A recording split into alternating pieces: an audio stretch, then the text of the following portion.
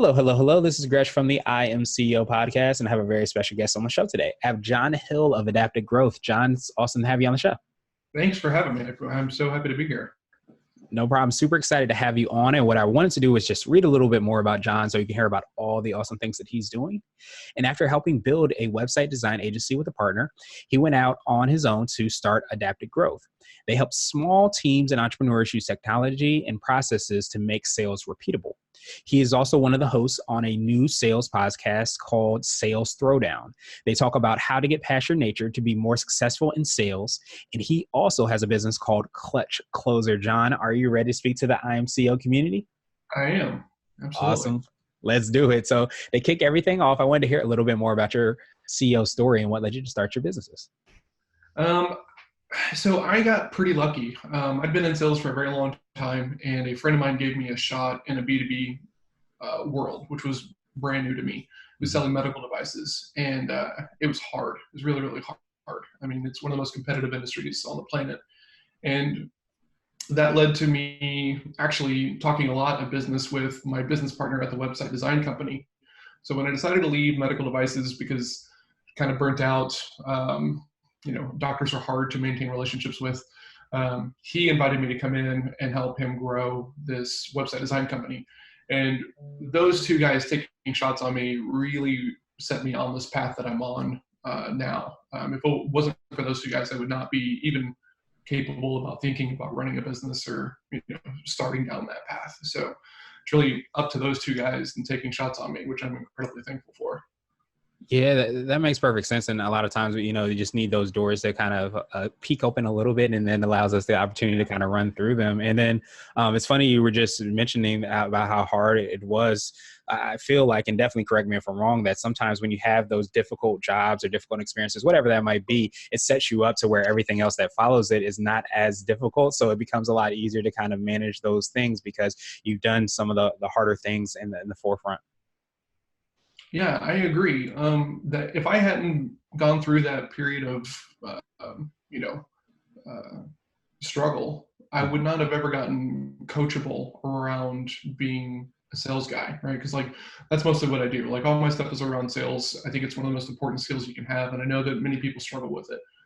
So if I hadn't had those struggles, I wouldn't have gotten to that level of I got to fix this. It can't continue this way. And that's what led me to seeking out, help and coaches and certain books and really putting in the work, to get to that 10,000 hours. Absolutely. And Malcolm Gladwell would definitely be proud of that. And then I think that, I appreciate you not just learning, how to get past that, but also helping to reach and help other people get past that, with your podcast and everything that you're doing. So I wanted to hear a little bit more about that. Can you tell us about, everything you're doing to help these people develop those sales skills and get back, one of the hardest things that sometimes people have to work on? Yeah. The podcast is just really mostly about, there's different personality types, right? And there's kind of four corners, depending upon what kind of assessment you're using. One of the ones that's very popular in sales is called DISC, D-I-S-C. So I'm a super high C. We have a high D, a high I, and a high S. And it came about because we were at a sales conference and I was trying to role play a conversation with my friend who's the D, and it wasn't working. He's like, man, you can't say that to me. And I was like, what do you mean this works? And he's like, not to people like me. And sure enough, the I, who was also there as part of that conversation, was like, oh, I don't see any problem with that. And we got to have this really cool conversation about, you got to meet people in the middle, right? I mean, sales is about building rapport and building trust. And if you can't do that with your prospect, it's going to be a lot harder. So know who yourself is, right? Because that's the first thing. And then you can start to slide towards the other people that you're talking to, right? Are they detail-oriented? Are they people-oriented, right? Are they gut-driven? Are they fact-driven? Knowing that kind of stuff allows you to pivot very, very easy or easier in a sales conversation. And then, so that's the podcast. With Adaptive Growth, we're trying to put process behind this thing. Many salespeople wing it, right? They just fling it against the wall and hope it sticks and hope it ends up with some revenue. And that's not repeatable. And when you look at sales teams like Salesforce and the big names in tech, all their people are saying the same things on the first call, second call, and they're using that to make it a data-based problem, right? Because if you got 15 people all saying the same things, you got a lot of numbers and a big sample size, and then you can look through and see what's working and make small changes. It's not that far from digital marketing, honestly. So we're trying to get people process. We customize CRMs to match that process. So that way, less ramp up time, less gaps between producers. And for the entrepreneur who hasn't really hired anybody yet, the ability to take what's in your head, that instinctual thing that you're doing in your sales conversations, but you're not really sure how to pass that on to someone else. We drag that out and put it into a process. That way, when you're ready to hire, it's a little bit easier. Right. Absolutely. Yeah. Because I think when you peel back the onion, everything's, those repeatable processes and tasks. And sometimes when you're able to do that, you can start to make better decisions because you have a whole team. Yeah. If you're not selling, then you don't have clients coming in. So, customer service can't help them. There's no one to invoice, right? Like this is the front line of this thing. And when you're the entrepreneur, like make no mistake, you are in a sales role until you hire someone else to do it. And even then, you still have to convince and sell those salespeople that they need to go sell, right? It never, ever stops, right? So there's a great book, it's called To Sell is Human by Dan Pink, and he talks about this topic that most people don't want to be in a sales role, but most people admit that their role requires them to persuade and influence people to do something that they don't want to do. That's all sales is, man, if I'm being really honest about it. So how can we do the best job of that? And how can we take it away from our gut and to where, if you get 7 no's in a row, you're kind of expecting that 8th no, right? So how do you get past that? How do you fix your mindset so that way you still want to go have those conversations? So that's a lot of what we talk about on the podcast itself. And then adaptive growth is about giving people a process so that way they can follow. You need to qualify for, how they want to work and how much they want to pay and, what a good working relationship is, then cover those in every single conversation. You don't have to make it up as you go. Absolutely. Absolutely. Yeah. And like you said, sales is definitely everywhere. They said, I think there's a story where it goes, if you don't believe that sales is everywhere, ask your son or daughter to go to bed earlier and realize how much you have to tell them to do that. So it literally I have a daughter, man. I hear that all the time, and she comes in and I have to set expectations with her just like I would with a prospect, You have to be so much better too sometimes. We talk about doing homework before you get the cookie. Why are you in here asking for the cookie? I'm a little bit confused. Exactly. So now I wanted to ask you for what I call your secret sauce, and this could be for you or for your businesses and your podcast, but what do you feel kind of sets you apart and makes you unique? So it's a couple of things, if I'm being really honest. One of them is accountability, right? I have 2 accountability calls per week with different people. And one of them is around adaptive growth stuff and just making sure that I'm on my path about doing my behaviors and following up and bringing in new clients and doing all that stuff. And then the other accountability call is just like me as like a person on my self-development path, am I doing the things that I know are necessary for me to be in a good headspace, right? Am I getting good sleep? Am I working out? Am I doing these things so that way I'm in the best position possible to do the deep work that is required to be successful and move things forward.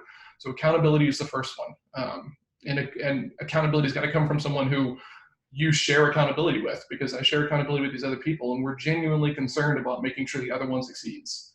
It's not lording over each other. It's, I want to see you crush this thing, man. Right. And then the other one is process, which is super boring to the other 4 corners of the people that I talk to normally. But if you put it into a process, then it's just this thing that you're doing. You don't have to create it as you're going along. And that gives you brain power for other hard decisions later on. We talk about Steve Jobs and how he wore the uniform because that's one less decision he had to make. Mm-hmm. You're running processes all day, every day. Those aren't decisions you have to make in crunch time. You're just running a process, and that gives you brain power for the other stuff that is hard to do. So process and accountability. Can't talk about it enough. Nice. I definitely appreciate that. And I think, definitely what you talked about, with Steve Jobs. And I think there seems to be an increase in the number of decisions we have to make because we have so many options to do literally anything we can kind of want to do, that you do want to make sure that you're directing that brain power towards whatever is, I guess, in alignment with your goal. So to not make sure you're trying to figure out what shirt to wear that day versus whether or not you want to make this decision or that decision with your company. Absolutely, for sure. My daughter is going to a new school this year and they have uniforms. And Mhm. I'm excited by this. And she is not. But, and trying to talk to her about Steve Jobs when she's 7 years old and how important this is isn't really landing very well. So hopefully Right. she's value in it later on, but we'll see what happens. Yeah, there you go. But you plant that seed for later on. So when she's able to create whatever she wants to build, then there you go. All right, John, thank you so much. And what I wanted to do was switch gears a little bit and ask you for what I call a CEO hack. And this might be an app, a book, or a habit that you have, but it's something that makes you more effective and efficient. So two that I have that I wouldn't be efficient at all without these two things, and they're talked about a lot. But the first one is live and die by your calendar.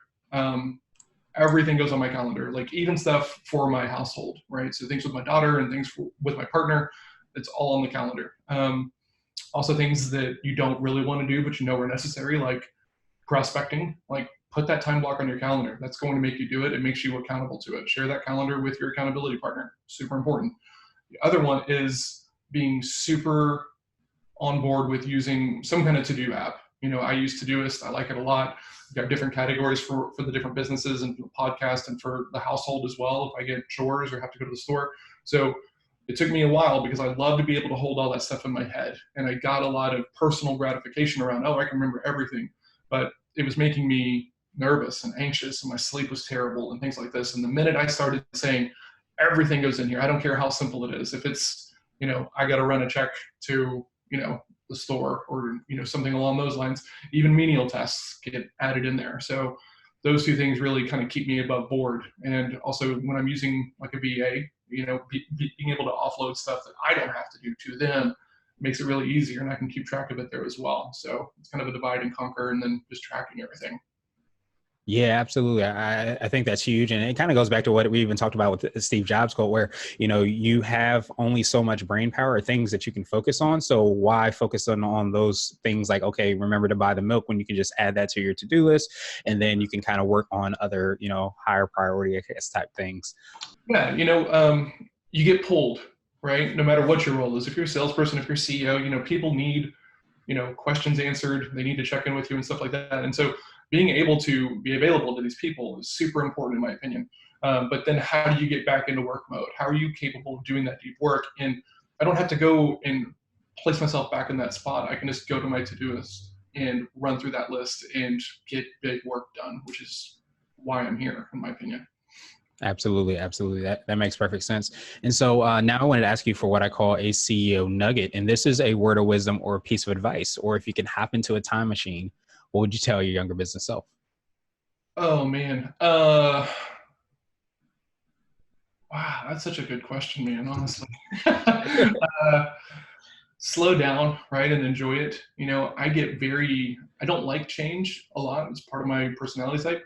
And so in moments where like things feel chaotic, I go back to who I am, right? Which is like, what's the process? What are the rules? How do I get through this thing? And to give myself some advice, it would be to slow down and just realize that like nothing is built in a day. You look at these companies that have got huge amounts of marketing and great inbound leads and everything else, and you see that and you're like, oh, I want that. And I want it right now. They didn't have it when they started, right? It's a process. So, work the process, trust in it, and then adjust as necessary to make sure that it's leading you to where you want it to go.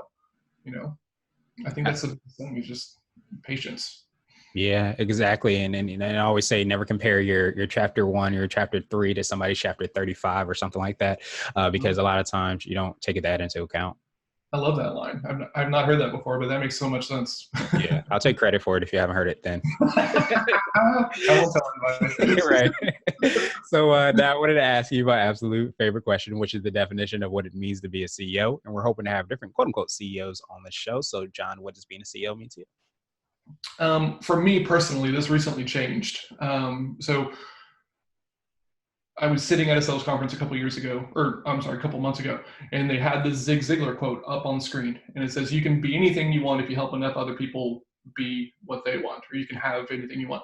And in that moment is very, very weird, and I'll never forget it. I'm sitting there because before that, I was just going to run a very small consulting company around these things. And then all of a sudden, I see that quote, and I'm thinking about it, and I'm thinking about these two guys who took pretty big shots on me. And in that moment, I decided, I want to be able to do that for other people. Like I want people to come in. I want you to have a side hustle, but come work for me. I can help you. Like, let's get you on that path. And then my genuine goal is that you come in a couple of years and be like, you know what? I'm making way more money doing this than I am working with you. I need to go do that. Like, I want to help build people to that place. So anyone who works for me, it's mandatory. You got to have a side hustle. And I want you to talk to me about it. I can probably help. And like, I just want to put people on that path. And to me, like, that's why I'm doing these things, really, is so I don't really know that that's important to everybody being a CEO, but it's super important to me. You know, for the general public, I would say know who you are, know who you communicate, understand the other people on your team that communicate differently. They've got different motivations.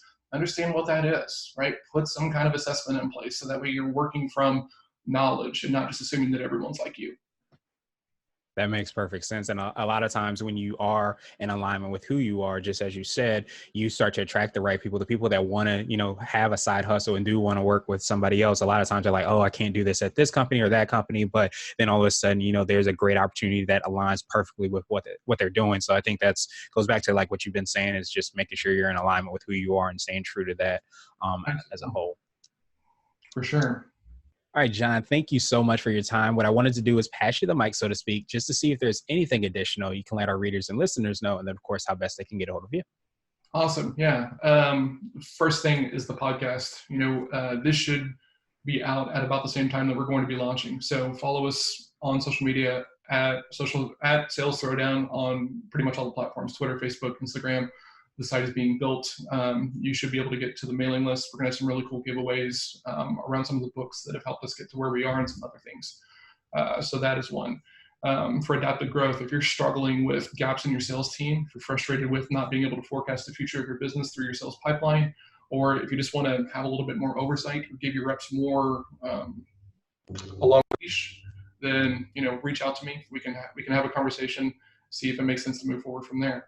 At Adaptive Growth, adaptivegrowth.com, pretty much all over the place. Awesome. Well, thank you so much again, John. I truly appreciate your time. And we'll have those links in the show notes as well. And I hope you have a great rest of the day. Thanks so much for having me on. I really appreciate it.